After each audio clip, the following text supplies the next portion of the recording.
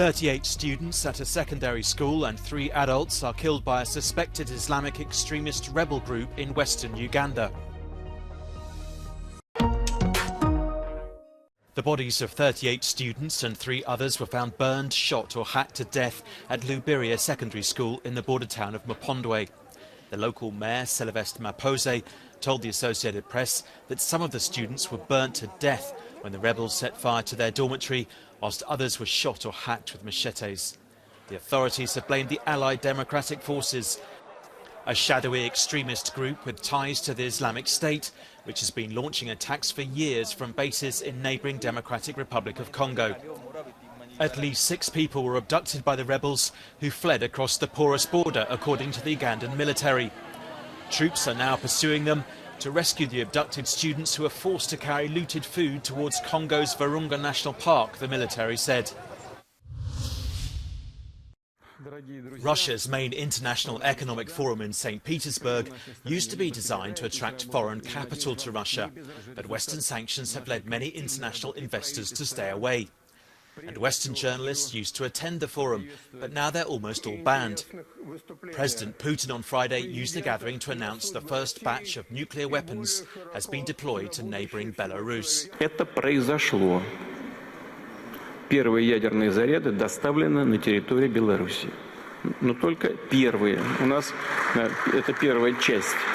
Но до конца лета, до конца года мы эту работу выполним целиком и полностью. President Putin also boasted of having more nuclear weapons than NATO and rejected the idea of rejoining negotiations on reducing both of their nuclear arsenals. Analysts fear that could trigger a new nuclear arms race and increase the risk of a nuclear conflict. Russian President Vladimir Putin has warned that F-16 fighter jets will burn in Ukraine if the West equips Kyiv with what would be the most sophisticated military support material supplied to date. Putin said the move would present, quote, a serious danger of NATO getting further drawn into this armed conflict. Двух танков. Танки горят. Несколько танков уничтожено. Это в том числе леопарды. И вчера было то же самое. И вчера были леопарды. Они горят. Также будут гореть и F-16. Сомнений нет. A delegation of African leaders met President Zelensky on Friday and called on Russia and Ukraine to de-escalate and negotiate, hours after sheltering from missile strikes on Kyiv. The high-level diplomatic team was there to voice the concerns of a continent that has suffered from the fallout of the war, including rising grain and energy prices. A third strong tremor hit the west coast of France on Saturday morning, registering 5.1 on the Richter scale. On Friday, a tremor of 5.8 hit in the early evening, forcing the 500 or so residents in the village of La Lane to be evacuated after cracks appeared in many of their homes. They were given shelter in municipal buildings in neighbouring villages. The tremors also affected the town of Niort, resulting in several minor injuries and some 1,100 homes losing power.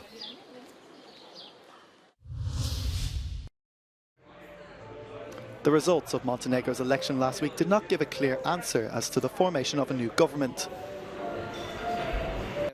What lies next for the Western Balkan country and its long aspirations to join the EU was the hot topic on everyone's lips.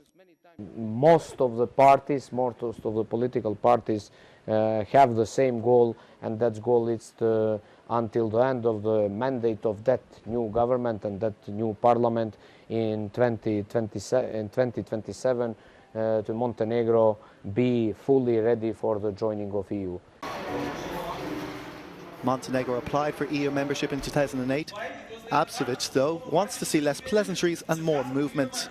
It's not only enough to say, yes, the door is open, please come, if you are ready, you are acceptable, but it needs to be something done.